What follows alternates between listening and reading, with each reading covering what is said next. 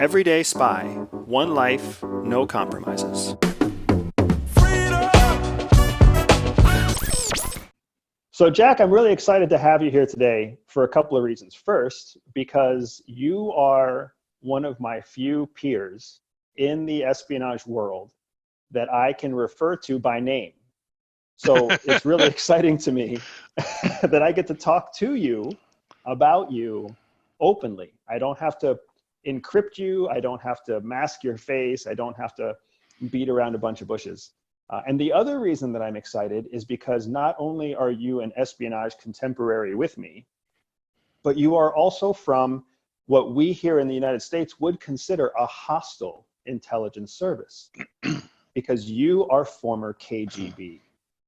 Can you just kind of kick this conversation off with a real brief story of how a KGB officer is ended up with me on a conversation about espionage? Well, I wrote a book about it, how much time you have.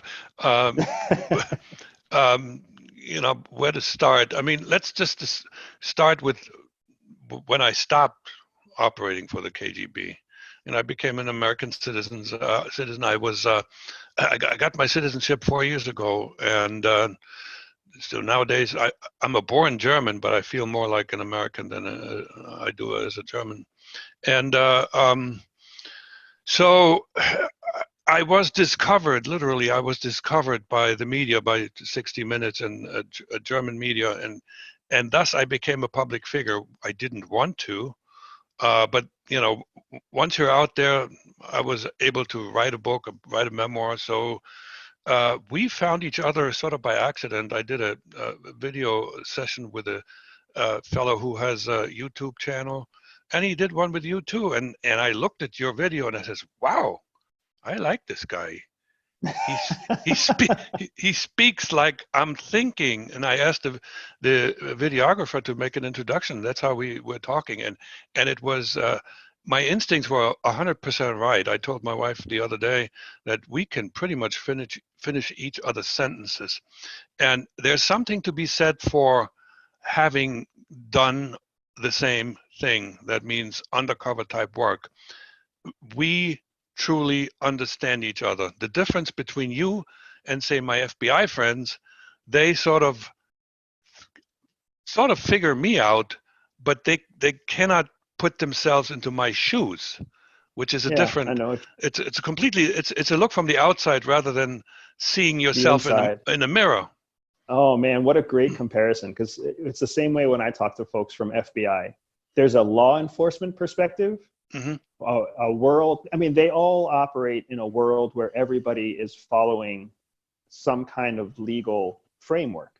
You and I are used to operating in a world where we abandon all legal framework. Yes, I was very happy to consider myself to be outside of the law. I still consider myself outside of the law. I have to pull myself back in. You got to be really careful, I have to admit I cut corners still, but I broke laws in the country where I grew up. I broke laws in Moscow, and I broke laws in a dozen European countries, and obviously in the United States. And I still didn't wind up in jail. Isn't that something? Yeah, so I want to hear that story, because what I want to understand is how you were an illegal, a KGB illegal living in the United States, and you got discovered, and somehow you never ended up in jail. How did that transpire? Well, the short answer to that question is you got to ask the FBI. You got to ask. I think the decision for me not to wind up in jail was made by the FBI director himself. And when you ask them, they will tell you I was more valuable as a cooperating individual rather than being in jail and costing the United States government money.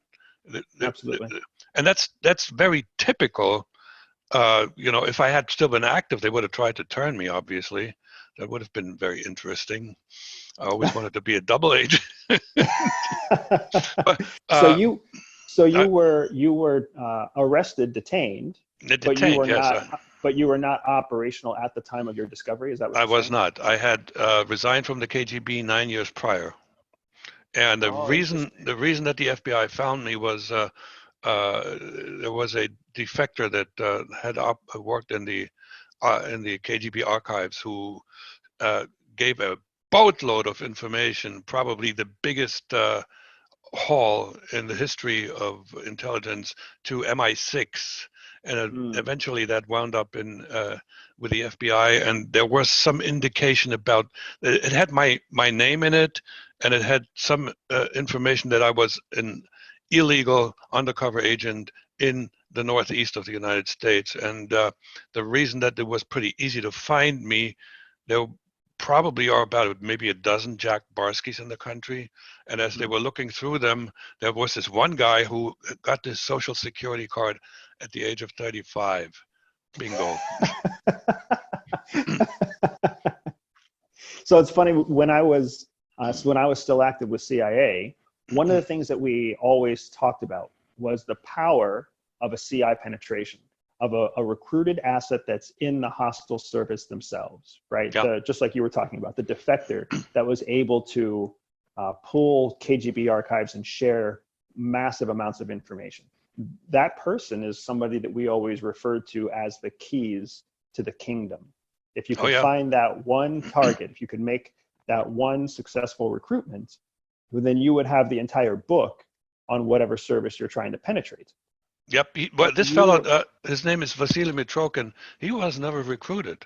He was ticked off at the Soviet Union and the KGB. He had a son that was pretty ill, and he wanted for the son to get treatment in England. He was not allowed, and he was just ticked off, and he figured out a way to get even. And over many years, he smuggled out bits and pieces of information that he then collected and eventually presented to MI6. Oh, interesting. So one of the questions that often comes up in my discussions with the folks that follow Everyday Spy is they wonder how it is that a trained intelligence officer would ever essentially turn coat against their own service. And here you're talking about this guy and how he got ticked off. He got fed up. That was a personal. It started as a personal issue. Exactly. And I feel like it always starts as a personal issue. When you're talking about successfully converting a professional intelligence officer, converting them into a penetration against their own service, that always starts with a personal issue, some kind of personal flaw, whether it's an ego-based flaw or some sort of personal vice. It's not something as simple as, oh, I need $10,000 and the hostile service will give me $10,000. It could also be a love affair, which is fundamentally a flaw if you fall prey to that. Absolutely. And interestingly enough, if you look at the history of espionage and during the Cold War, the most valuable resources on either side were volunteers. They weren't recruited. Absolutely right. They just showed up.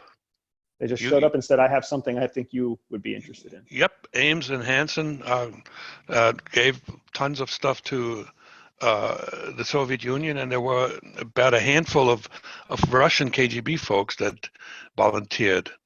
And so that means the recruitment efforts weren't that good. Yeah, the recruiters didn't frame the right pitch, or what we always talked about on our side too, is that a pitch, successfully pitching someone to become a spy, isn't always just about what you have and what they need. It's also about timing. And if you're pitching the right person at the wrong time, you're still not going to convert them. You have to pitch them at the right time. That's right. That's right. Yeah. And interestingly enough, I'm still speculating what would have happened if they had found me while I was still active. As you know, my reason to quote unquote resign was that I wanted to stay with my 18-month-old girl. Now, if at that point, and I didn't want to betray my country, I wasn't there yet. My country was still the East Germany. But if they find me, now I have to, I have to put the genuine nature of my love for this child to the test. And would I be willing to be turned? And I'm thinking it may have worked. Yeah, it's a hard question, right? Yeah. I know I often wonder what would have happened if I would have been detained when I was operating. What pressure, what levers could have been used on me to make me question how I make it to the next day. I've actually had friends who have been detained, tortured, imprisoned, and as I talk to them about how they were able to withstand and endure, oftentimes what they said is that they had been prepared for the worst, and then they felt that they were there. They felt that they were in the worst situation of their life, and then all of the preparation had worked. They knew that their family was taken care of. They knew that their wife was prepared to never see them again. Mm-hmm. They were essentially someone who had nothing to lose, and that was the source of their endurance. Now, it gets really tough when, and the Nazis did a lot of that, when the life of a loved one is at stake, when they actually torture your wife in front of you. I don't know what do you do then? You know, if it's about self, there's still, you know, a measure of control, but now, I don't even want to think about it. No, but you're absolutely right. And that's the leverage point that changed your life and changed my life. Because when I was married to my wife, and my wife's former CIA also, we had a shared understanding about the risks that we were taking, the life that we were taking. But when we brought a child into the world together, everything changed. All of a sudden, we identified our child immediately as something more important to us than each other, than our marriage, than anything we had ever worked for before. We had taken this commitment to raise a new life. And we found that out real quickly as we spoke the other day informally, that we have that in common. Yeah. Among many other things, but we have that in common as well. And I can absolutely relate to what you were saying, where everything changes. All of a sudden, the life that you're leading, you look at it and you ask yourself if it's still sustainable, while also meeting the values that you want to instill in your own child.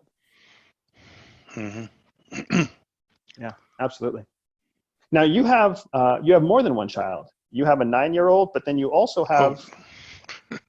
I got 5 of them, and they're spread. but 2 of them are in Germany. The oldest one is 47, and my young one is 9. Wow. They all have met. They all get along. Trinity, the youngest one, is sort of a little bit discombobulated because all her siblings are adults. Here's your brother. Oh, my brother is like 40 years old.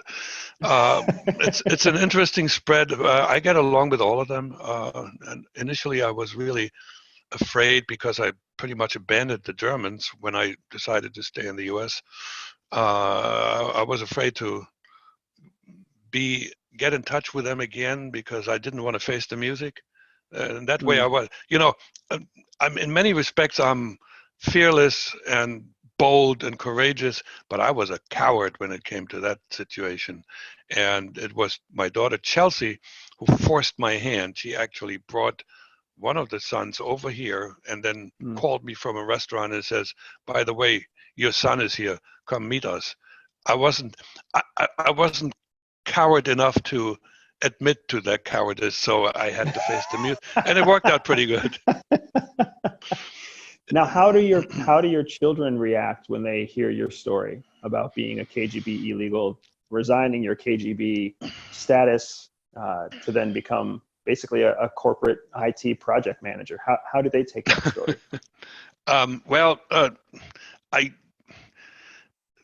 I have individual reactions. The oldest one, when he came to visit, he at the end said something interesting. I'm glad to find out that my dad is not an idiot. He used a German word. A German word literally translated as a wooden head, somebody who has nothing up here. So because he growing up, he didn't know me. He was quote unquote a youthful mistake. The next one had to process through that I decided, because he was 5 years old when my daughter Chelsea was born, that I decided to in favor of his half sister. And he thinks like me, and he was able, after I told him the story, and I told him the dilemma I was in. I was fundamentally in a dead-end street. So I had a son over there, and I had a daughter over here. What I did know that the son had a family structure to support him, and my daughter over here, her mother had a fourth grade education out of a third world country. She would not have been able to grow up the way she did grow up. So when I put this all out in front of Matthias, the logic behind this, he said, I understand. So, and we're doing fine. He calls me dad now, and we found out we have a lot in common. He is, there are two kids who are most like me, and that's the little girl that I have and Matthias. So then next one is my daughter. When I took time to tell her until she was 18. And this is Chelsea? This is Chelsea. I used when I drove her to college, and that's when I opened up, and she went like, "What?" There's a priceless piece of interview that she gave to 60 Minutes where she exactly says, "What?" And she just was fascinated by this. My son, this is Jesse. When he turned 18, we went to a restaurant, me, Chelsea, and Jesse, and then I told him. And his eyes got bigger and bigger. This is why. In corporate America, a lot of companies have take your daughter to work day. And well, I took my son to work one day, and he saw what I did. And I overheard him report back to his best friend, say, "My dad doesn't really do much work. He just sits in his office, makes phone calls, and talks to people." So all of a sudden, in a matter of a few minutes, the desk jockey became an international spy. I grew immensely in stature. And then he said, "Dad, you got to write your book." And I said, "I don't know. If you don't write it, I will write it." So he became an instant fan. So the various responses were all quite positive. So it's funny because CIA has the equivalent of a take your child to work day. It's called Really? CIA Family Day. Yes. And whether you're an undercover officer or whether you're an overt officer, okay, you are able, as long as you are a badged, recognized CIA officer, you can take your children, your family, to CIA headquarters on CIA Family Day. And it was something that my father-in-law used to love to do every year, because my wife was much more open about her undercover status with her family than I was with my family. And every year he would come out and he would just live it up for the one day that he got to walk around on the first floor of CIA headquarters and drink the Starbucks coffee there and eat the Dunkin' Donuts there and go through the museums. It was a great day for him. Okay. Did the kids get code names? They had all sorts of cool little, cheesy activities for children and for grown-ups alike. We were not parents. We were not parents at the time we were not parents of a child that was old enough to go to Family Day. Yeah. So my son is 6, and he found out about my CIA affiliation when he found out about it, when he was 2, when we left CIA, but he didn't really understand it until he was about 5. So when you talk about your son and getting the big eyes and the kind of wow moment, there's no wow moment. No. My daughter, who's 9, as I said, by now has a understanding what a spy does. He finds things out. He spies on people. He hides cookies. but just exactly, just one comment. The take your child to work day would have never ever happened in the KGB. I was super secret. My family had no clue, except for I was married in Germany. Eventually, my German wife knew what I was, who my employer was, what I was doing there, and the country where I was operating. No more. But my mother, my brother, anybody else, family, friends, totally isolated secret. Yeah, and I think that's a difference between cultures, Yeah, Russian or what was Soviet culture and American culture, right? We have different countries with different cultures with different legal structures. So in the United States, every individual is protected, and we have privacy laws, and the only way that you can give up your right to privacy is essentially to sign away that right. right. And when you sign up for CIA, when you sign up for the military, you are signing away part of your God-given rights, as the American law sees it, to privacy and to the right to public demonstrations and your opinion against government leaders. Right. So we give some of that up, but in especially in Soviet era in the USSR, you didn't have any of those protected statuses.